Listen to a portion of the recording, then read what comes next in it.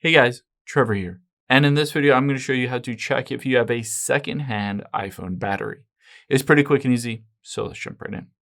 Now, if you're wondering if your iPhone battery has been replaced, and if it has been replaced, is it with a genuine Apple battery done by Apple or a basically random third party that replaced the battery? You can always find out just by heading into your settings. Oh, let me go back here. Tap on General and then About.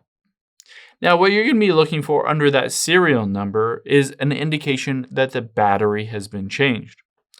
So if it has been changed, it will look something like this. It will say parts and service history, battery, genuine Apple part. That means the battery is secondhand. Essentially, it's been replaced, but it's been replaced with a genuine Apple battery by Apple. However, if you scroll down and see parts and service history and it says battery unknown part, that essentially means some other third party that was not Apple or not a carrier that's authorized to work on iPhones has replaced the battery, and there could be some issues with that battery. Now, the other thing you're going to want to check is to go back into your settings, and we'll tap on the serial number and hit copy.